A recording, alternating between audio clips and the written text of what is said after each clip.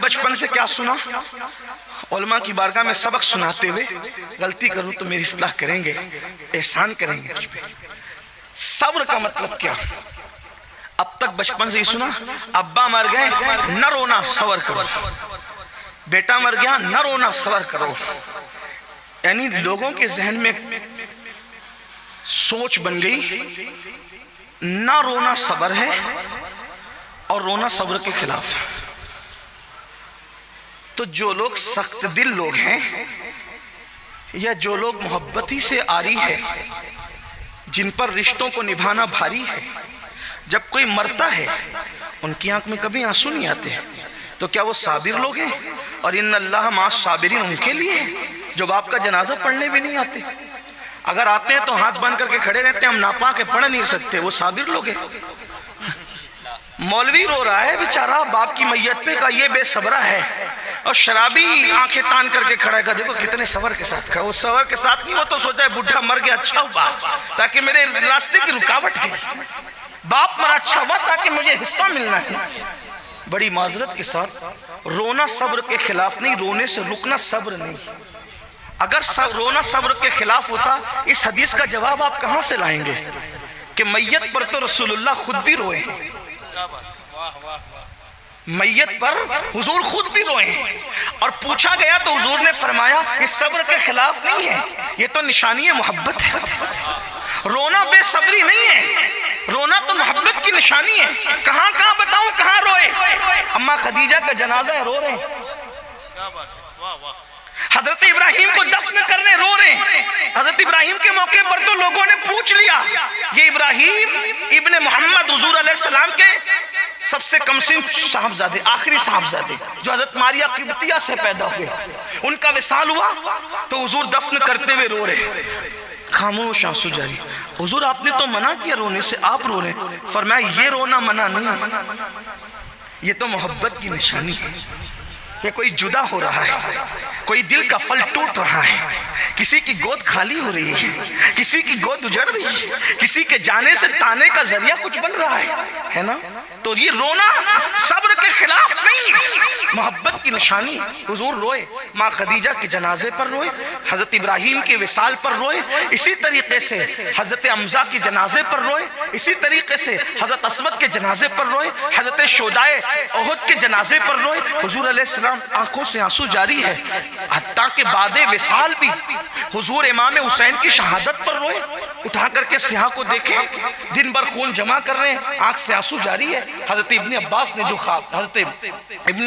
خواب دیکھا، تو اب تک ہم نے سمجھا کہ رونا صبر کے خلاف ہے، نہ رونا یہ صبر ہے۔ نہ، ہم صبر کے مفہوم کو شاید ہم نے کہیں نہ کہیں چینج کیا۔ رونے نہ رونے کا تعلق صبر سے نہیں ہے، صبر کا مطلب ہوتا ہے رکنے یا روکنے کے۔ صبر کہتے ہیں رکنے یا روکنے کے۔ تو صبر کا جو اصل مفہوم ہے وہ ہے اس سے رکنا جس سے اللہ نے روک دیا۔ اب صبر کیا ہوا؟ اس سے رکنا جس سے اللہ نے، اب میت پہ کیا کہتے ہیں؟ صبر کر، مطلب رونے سے نہیں روکا جا رہا ہے۔ میت کے موقع پر لوگ روتے روتے اس کی خوبیاں بنا کر کے بیان کر کر کے نوحہ کرتے ہیں، تو اللہ نے فرمایا مجھے غم کے موقع پر سب سے زیادہ جو آواز بری لگتی ہے وہ نوحے اور ماتم کی آواز ہے، اور خوشی کے موقع پہ ڈھول اور تالی کی آواز مجھے بری لگتی ہے۔ تو اللہ رب العزت کے نیک بندوں نے کہا صبر کرو، مطلب نوحہ مت کرنا، کیونکہ نوحے سے اللہ نے منع کیا ہے، ماتم مت کرنا، ماتم سے اللہ نے منع کیا ہے۔ اب کیا مطلب ہوا؟ صبر کا مطلب یہ کہ جس چیز سے اللہ نے تجھے روک دیا ہے اس سے رک جانے کا نام صبر ہے۔ اب قرآن کہہ رہا ہے استعینوا بالصبر، صبر اور مدد، صبر اور نماز سے اللہ کی مدد طلب کرو، یعنی جن جن گناہوں سے اللہ نے تمہیں روک دیا ہے تم اس سے رک جاؤ، اور رکنے کے بعد نماز ادا کرو۔ آج بھی آسمان سے مدد اترتی ہوئی اپنی نگاہوں سے دیکھ لو۔ سبحان اللہ، سبحان اب مدد کیوں نہیں آتی؟ اب مدد کیوں نہیں؟ کہ ہم رک نہیں رہے ان کاموں سے جن کاموں سے اللہ نے روکا ہے۔ ہم ہر وہ کام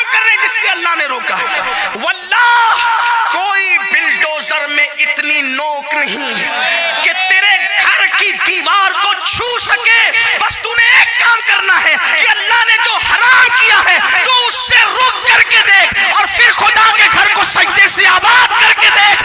تیرا گھر اجاڑنے والے خود تیرا گھر بنانے پر مجبور ہو جائیں گے۔ ہائے آیا فتنہ تاتار کے افسانے سے پاسباں مل گئے کعبے کو صنم کھانے۔ نعرہ تکبیر، نعرہ رسالت، مذہب اسلام، سبحان اللہ سبحان اللہ، واہ واہ واہ۔ کسی حکومت کی تلوار میں اتنی طاقت نہیں کہ تیری گردن کا، بس تو حرام سے رک جا۔ لیکن مسلمان تو جب تک زنا کے اڈے آباد کرتا رہے گا، جب تک تو حرام کھاتا رہے گا، جب تک تو عورتوں پر پاپ کی نظر ڈالتا رہے گا، جب تک تو ناپاک گھومتا رہے گا، جب تک تو کھڑے ہو کر پیشاب کرتا رہے گا، جب تک تو ان علماء ربانیین نائب رسول سے بغض اور حسد کرتا رہے گا، اللہ اکبر، جب تک تو اپنے ماں باپ کو کو بے حرمتی کی نظر سے دیکھے گا، ان کو چلائے گا، ان پر چیخے گا، ان کی بے ادبی کرے گا، ان کی بے حرمتی کرے گا، ہاں اپنی جوانی کے غرور کے اندر، اپنی جوانی کے نشے میں تیرا نام عبد الرحمن، عبد السلام، عبد المصطفیٰ تو ہوگا، لیکن تیرا کردار مسلمانوں جیسا نہیں۔ تو صبح کر رہا ہے مشرکوں کی طرح، یہود اور نصارہ کی طرح، تو چہرہ بنا رہا ہے یہود اور نصارہ کی طرح۔ تیرا حال یہ ہے کہ تجھے فلم میں بیٹھنے کے لیے 3 گھنٹے تھکن نہیں ہوتی، لیکن 10 منٹ تو مسجد میں نہیں بیٹھ سکتا۔ ہاں تیرا حال یہ ہے کہ تیرے گھر کی بیٹی مشرکوں کی، یہود و نصارہ کی بیٹیوں کی طرح بازاروں میں بے پردہ گھوم رہی ہے، تیرے گھر کی شادیوں میں ڈی جے بج رہا ہے، تیرے گھر کے آنگن کے اندر ڈھول بج رہا ہے، تیرے کانوں میں ایئر فون لگا ہے، اور تو پوری رات کبھی فلم دیکھ رہا ہے، کبھی گانے سن رہا ہے، کبھی گندی فلم دیکھ رہا ہے، کبھی ننگا ناچ دیکھ رہا ہے۔ اللہ کی مدد کب آئے گی؟ بلکہ جب قوم اللہ کی نافرمان ہوتی ہے تو پھر اللہ رب العزت کافروں کو خود کھڑا کرتا ہے، اٹھو مارو ان کا فاسقوں کو۔ میں ایسے نہیں کہہ رہا ہوں، ہلاکو اور چنگیز خان کا نام سنا ہے، اس دور کا کوئی ظالم ہلاکو چنگیز کے برابر ہے، سوچ بھی نہیں سکتے۔ ہلاکو اور چنگیز، ان کے بارے میں آپ سوچ نہیں سکتے۔ ہلاکو چنگیز نے جب مسلمانوں پہ حملہ کیا ہے، کئی دنوں تک دجلہ میں پانی نہیں، صرف خون نظر آتا، دریا میں خون نظر آتا، اور سر مسلمانوں کی کھرپڑیوں میں شراب پیتے تھے وہ لوگ۔ لائبریریاں انہوں نے جلا کر کے پانی میں بہائی تھی۔ مسلمانوں کی بیٹیوں کے ساتھ وہ ظلم کیا ہے کہ کبھی وقت ہو، یہی عنوان ہو تو اس پر تفصیلی گفتگو، لیکن میرا عنوان وہ نہیں، اتنا ظلم کیا۔ ایک بزرگ، ایک ولی کہتے ہیں کہ جب ان کی فوج چلتی تھی تو ایسا لگتا ہے فوج نہیں چل رہی ہے، جیسے سیلاب آ رہا ہے، سروں کا ایک سیلاب ہے۔ اس ولی نے سوچا کہ میں مقابلہ کروں گا ان کا، تو جب وہ مقابلے کے لیے گئے تو دیکھا کہ نہیں، میں مقابلہ نہیں کر سکتا۔ آپ ولی ہو کے نہیں کر سکتے؟ کہ ان کے سروں پر ولیوں کی روحیں ہیں۔ کن کے سروں پر؟ ان کافروں کے، چنگیز اور ہلاکو کی فوج کے سروں پر ولیوں کی روحیں، ولیوں کی روحیں، اور وہ روحیں تڑپ تڑپ ان کو کہتی ہے اے کافروں، ان فاسق فاجروں کو قتل کرو، کیونکہ یہ مسلمان نہ رہے، فاسق فاجر ہو گئے، شراب پی کر فاسق ہو گئے، زنا کر کے فاسق۔ یہ جتنی میری قوم تک میری آواز پہنچ رہی ہے، یہ تو نیک لوگ اللہ والے بیٹھے ہوئے ہیں، لیکن آپ سے کہتا ہوں ہر آدمی اپنے آپ کو بہتر جانتا ہے، میں بھی اور آپ بھی۔ اپنے من میں ڈوب کر سوچو کہ کتنے مسلمان ہو، اسلام کہاں ہے ہماری زندگی میں؟ تجارت سے لے کر نماز تک کون سے ہم مسلمان ہیں؟ ہمارے اندر اسلام کتنا ہے؟ ایک یہودی عیسائی جھوٹی قسم کھانے میں، حضرت اگر یہودی کو کہہ دو موسیٰ کی قسم کھائیں، یا وہ عیسائی سے کہہ دو عیسیٰ کی قسم کھائیں، وہ نہ کھائیں گے، اور تم 10 روپے کی سبزی اور 200 روپے کی چپل بیچنے کے لیے اللہ کی جھوٹی قسم کھاتے ہو۔ کتنے مسلمان ہو؟ ہنسنے کی بات نہیں۔ ہاں، یہودی اپنا مذہب کسی لڑکی کی بنیاد پہ چھوڑنے کو تیار نہیں، عیسائی اپنا مذہب کسی لڑکے کو دیکھ کر چھوڑنے کو تیار نہیں۔ اور یہ مسلمانوں کا حال ہو گیا کہ اگر کوئی لڑکی خوبصورت نظر آئے تو اپنا مذہب بھی اس کے قدموں میں رکھتے۔ تو کیا ہلاکو چنگیز خان سے زیادہ ظالموں کا تمہیں انتظار ہے؟ اور ان لڑکیوں کا حال یہ ہو گیا جو کنیزان فاطمہ کہلاتی ہے. اگر کوئی خوبصورت اور مالدار نظر آ گیا تو اس کے قدموں میں مذہب رکھ دیا. یاد رکھنا مذہب کا کھلواڑ کرنے والوں کو زیادہ دن تک خوشی دیکھنا نصیب نہیں ہوتی. اگر کوئی بیٹی کسی خوبصورت اور مالدار کے چرنوں میں مذہب کی قربانی اور بلی دے رہی ہے تو ایک دن اس پر وہ آئے گا کہ وہ چھوڑ کر کے بھاگے گا اور پھر مذہب اسلام بھی اس کو پناہ نہیں دے گا اور وہ در در بھیک مانگنے پہ مجبور ہو جائے گی, عبرت کی موت مرنے پہ مجبور ہو جائے گی. اور ایسا ہی ان لڑکوں کا حال ہے جو حسن پر, جو دولت پر, جو طاقت پر, ان کے قدموں میں آج اپنا مذہب قربان کرنے. نادان, ایمان اور اسلام اس دولت کا نام ہے. اگر علی اکبر جیسا بیٹا لٹا کر کے اس کو بچا لیا جائے تو بھی سستا ہے, اس لیے کہ اسلام کے برابر کوئی چیز ہو ہی نہیں سکتی. یہ ہم نے کربلا سے سیکھا ہے, یہ ہم نے کربلا سے سیکھا. 6 مہینے کا معصوم لٹا کر اگر دین بچا لیا جائے تو بھی سستا, اس کی قیمت نہیں ہے, اس کو دین کہتے. تم لڑکے اور لڑکیوں کے قدموں پہ دین قربان کر رہے ہو تو یہ ان ظالموں جیسا تو ہم سوچ بھی نہیں سکتے. مگر وہ ظالم آئے کیوں تھے؟ بہت لمبی نہیں کروں گا, ٹائم تو پہلے ہی زیادہ ہوا, تھوڑی دیر غور کرنا, شارٹ کروں گا. حالانکہ مجھے بہت سے عنوانات دیے گئے لیکن اب عنوانات کو چھڑنے کا ٹائم بھی نہیں. اللہ کرے کسی کے دل میں بات اترے. یاد رکھنا تو آخر ہلاکو چنگیز خان جیسے ظالم مسلمانوں پہ کیوں مسلط کیے گئے؟ اور ولیوں کی روحیں کہہ رہی تھی اے کافر ان فاسقوں کو مار ڈالو, قتل کرو. اس لیے کہ اس دور کا مسلمان بھی بہت دولت مند تھا. خلافت عباسیوں کی خلافت تھی اور دولت دی تھی, خدا نے بہت مال دیا تھا. پوری دنیا میں اسلام کا غلغلہ تھا, کئی بر اعظموں پر اسلام کی حکومت تھی. مسلمانوں کا حال یہ تھا کہ دوسرے ممالک کے بیت المال میں اور شاہی خزانے میں جتنی دولت نہیں ہوتی تھی اتنا بغداد کے ایک ایک مسلمان کے پاس دولت ہوتی. اتنی دولت خدا نے دی تھی, لیکن دولت پا کر وہ ایسے ہی بگڑے تھے جیسے میرے ہندوستان کا تاجر بگڑا ہے.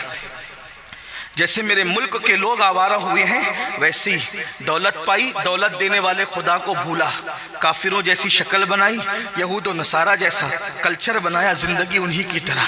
ہاں مسلمان کہلاتا تھا جب تک غریب تھا, آستانوں پر جا کر کے بھیک مانگتا تھا, مسجدوں میں آ کر کے پیشانی رگڑتا تھا. جب سے دولت ملی ہے دوسروں کے ساتھ اٹھنا بیٹھنا شروع کیا. اب چربی چڑھی ہے تو اسلام کا مذاق اڑا کے کہتا ہے یار یہ حلالہ کا تصور میرے سمجھ میں نہیں آتا, ذرا مولویوں کو سوچنا چاہیے. اور تو سوچے گا جس قانون کو میرے اللہ نے عطا کیا اس کے بارے میں تو سوچے گا, تیری اتنی اوقات ہے. اس لیے کہ مذہب کہتے اس کو ہیں جہاں عقل اتار کر کے داخل ہوا جاتا ہے. اور تجھے کیا پتا خدا کی حکمتیں کیا ہے, آ بیٹھ کر بات کر تب تجھے پتا چلے. جو تیرے سماج میں رائج اسلام اس حلالے کی تائید نہیں کرتا جو حدیث میں وہ اتنا خوبصورت ہے, اگر اس کا کانسیپٹ پیش کر دیا جائے تو آج بھی چنگیزی اور ہلاکو کے دیوانے اسلام کے دامن میں پناہ لینے پر مجبور ہو جائے. لیکن تو نے پڑھا ہی نہیں, دین نہیں پڑھا, دھرم نہیں پڑھا, مذہب نہیں پڑھا, مسلک نہیں پڑھا. اللہ اکبر. تیرا حال تو یہ ہے میرے بھائی کہ تیرا غسل بھی 3 بچے پیدا ہونے کے بعد درست نہ ہو سکا. جس کو غسل کرتے نہ آیا 3 بچوں کی پیدائش کے بعد بھی, وہ قوم عزت پائے گی؟ وہ کب محمود غزنوی بنے گی؟ اس قوم کو فاروق اعظم کی طرح اقتدار ملے گا؟ نہیں, ایسا نہیں ہو سکتا. ہماری خواہش کیا ہے؟ اچھے کپڑے پہنو, عزت ملے گی. اچھا موبائل استعمال کرو, عزت ملے گی. اچھی گاڑیوں میں گھومو, عزت ملے گی. نادان ہو. اچھے کپڑے پہننے سے کبھی منع نہیں کرتا, میں تو کہتا ہوں پہنو, اس لیے کہ دوسروں کے درمیان جینا ہے, پہنو. اچھے جوتے پہنو, لوگوں کے درمیان جینا ہے, پہنو. آپ کہیں گے آپ یہ کہاں سے لاتے ہو؟ میں نے کہا میں دین سے ادھر ادھر ہٹنے کو تیار نہیں, میرے دین میں سب موجود ہے, ہمارے مذہب اسلام میں سب موجود ہے. ایک مرتبہ امام موسیٰ کاظم نے بڑے مہنگے جوتے پہنے, اور بڑے مہنگے جوتے پہن کر جب بادشاہ نے بلایا تو اس کے دربار میں انہی جوتوں کے ساتھ گئے. بادشاہ کا نام تو نہیں لیتا. بادشاہ نے چڑھ کر کہا آل رسول ہو, سید ہو, اتنے مہنگے جوتے پہن کے آتے ہو, نبی کی اولاد ہے. ہنس کے کہتے ہیں اسی لیے اتنے مہنگے پہنتے ہیں کہ تم جیسے دنیا داروں کی نظر ہمارے جوتوں پر رہے, ہمارے چہرے تک پہنچے. بس ہمارے جوتے ہی دیکھتے رہو، ہمارے چہرے تک نوبت ہی نہ آئے. تو ایسے جوتے پہنو کہ لوگ تمہارے جوتے پر ہی نظر رکھے، چہرے تک ان کی اوقات بھی نہیں ہے. ہاں میں منع نہیں کر رہا ہوں، لیکن موسیٰ کاظم جیسا چہرہ تو بنا. تو نے تو چہرہ یہود و نصارہ کی طرح بنا رکھا ہے. ایک مرتبہ امام جعفر صادق نے بڑا قیمتی جبہ پہنا. ایک حاسد آ کر کے کہنے لگا آل نبی ہو کر کے اتنے مہنگے کپڑے پہنتے ہو. فوراً کرتا اٹھا دیا تو نیچے ٹاٹ تھا. بولا یہ کیا ہے؟ تو کہا یہ جو ٹاٹ ہے نا اس کے لیے، یار کے لیے، اور یہ خوبصورت جبہ تیرے جیسے مکار کے لیے، تاکہ لوگ ہمیں حقیر نہ سمجھیں، تاکہ لوگ ہمیں حقیر. دنیا میں جینا ہے تو ہمیں لوگوں کے ساتھ اس طرح کا رویہ کرنا ہوگا، لیکن اندر تو کچھ ہو نا. اندر کسی کے لیے ہو تو سب اوپر ہی اوپر کر رہے ہو. تو ہمیں عزت کپڑوں سے نہیں، ہمیں عزت قیمتی موبائل سے نہیں، ہمیں عزت کاروں سے نہیں. آپ کو پتہ عزت ملنا کیسے ہے؟ جس وقت بیت المقدس فتح ہونے کرنے کے لیے مسلمان بیت المقدس کی طرف بڑھتے ہیں اور مسلمانوں کے آگے چاہے وہ دوسری طاقتیں ہار جاتی ہیں تو ان کے علماء بیت المقدس کی دیوار پر کھڑے ہو کر کہتے ہیں تم کتنی بھی کوشش کر لو، تم لوگ ہم سے بیت المقدس لے نہیں سکتے، کیونکہ ہماری مذہبی کتاب میں لکھا ہوا ہے کہ ایک درویش بادشاہ ہوگا، اس کے ہاتھوں بیت المقدس فتح ہوگا. ایک درویش بادشاہ ہوگا، اس کے ہاتھوں بیت المقدس فتح ہوگا. اللہ اکبر. ابو عبیدہ ابن الجراح بڑے ہوشیار تھے، ان کو امین الامہ کہا گیا ہے. انہوں نے نیچے سے کہا اس بادشاہ کی صفت بھی تو لکھی ہوگی، بیان کر. تو کہا ہاں تیرا چہرہ گول ہے، وہ فتح کرنے آیا نا بیت المقدس، تیرا چہرہ گول ہے، تو نہ کر سکے گا. اس کا چہرہ تھوڑا سا لمبا ہے، اس کی داڑھی بڑی بڑی پتلی پتلی سینے تک آئی ہوئی ہے، اس کا چہرہ سرخ ہے، اس کے ہونٹ پتلے پتلے ہیں، تیرے گال اوپر ہے، اس کے گال اندر کی طرف ہے، اور اس کی جو لنگی ہے وہ اس کے ٹکنے کے اوپر ہے، اس کا لباس اس طرح کا ہے اور وہ اس طرح کا اور اس طرح کا ہے. جیسے جیسے وہ پڑھتا جا رہا تھا ابو عبیدہ مسکراتے جا رہے تھے. اس بوڑھے راہب نے کہا میری بات پر تو ہنستا کیوں ہے؟ تو فرمایا تو جو صفت بیان کر رہا ہے وہ درویش بادشاہ ہمارے ہی پاس ہے، لیکن وہ بیت المقدس میں نہیں، وہ مدینہ منورہ میں موجود ہے. سبحان اللہ. نعرہ تکبیر، نعرہ رسالت. بلا اس کو، اگر میں دیکھ لوں گا تو اس کو بن لڑے چابی دے دوں گا. پھر ابو عبیدہ خط لکھتے امیر المومنین جانشین رسول فاروق اعظم سیدنا عمر ابن الخطاب غیث المنافقین امام المجاہدین امام المشاہدین فی رب العالمین. اللہ اکبر. میرے نبی کا جانشین، میرے نبی کا پروردہ، میرے نبی کا تربیت یافتہ، جس کو رسول اللہ نے سجایا سوارا نکھارا اور اتنا بلند کر دیا کہ آقا فرماتے میرے بعد کوئی نبی ہوتا تو وہ عمر ابن خطاب ہوتے. لا نبی بعدی، مگر میرے بعد کوئی نبی نہیں. 3 بر اعظموں کا حاکم، ایک ملک کا نہیں، 3 بر اعظموں کے حاکم کو خط لکھا ہے بیت المقدس آنا ہے. آج دیکھ لو دنیا کے وزیروں کو ایک ملک سے دوسرے ملک جاتے ہیں تو کتنا اتراتے ہیں، پھر بھی حال یہ ہوتا ہے کہ لوگ نظر اٹھا کر دیکھتے بھی نہیں. جن لوگوں کو پتا ان کو پتا ہے، منہ تکتے رہتے ہیں. یہ اوقات ہے اور ہم نئے کپڑوں سے جائیں گے، چارٹر فلائٹ. میں کسی ایک ملک کی بات نہیں کر رہا ہوں، یہ دنیا کے سارے ملکوں کا. ورنہ کوئی ملک کا آدمی، پڑوسی ملک کا آدمی، اڑوسی ملک کا آدمی مجھ پہ ناراض ہو جائے کہ آپ ہمارے ملک کا. میں نے کہا ہم تو جنرل بات کہتے ہیں، شراب کے خلاف تقریر کریں گے تو کوئی شرابی اٹھ کے لڑے گا ہمارے خلاف کرے. ہمیں تو پتہ ہی نہیں شرابی کون ہے، ہم تو اپنی بات کرتے ہیں. تب یہ چارٹر فلائٹ جو چوری چوری چپکے چپکے لیے جا رہے ہیں ان کی بات ہو رہی ہے. جو ہیں وہ ہیں، جو قوم کے پیسے چرا کر روزانہ نئے کپڑے پہن رہے، جو ہے سو ہے. ہمیں نہیں پتا کون ہے، ہم تو جنرل بات کرنے کے عادی کرتے رہیں گے. جن کی بے عزتیاں ہو رہے ہیں لوگ تکتے نہیں تکتے ان کی طرف. لیکن آؤ، ظالموں کی عزت کہیں نہیں ہے، نہ زمین کے اوپر ہے نہ زمین کے اندر ہے.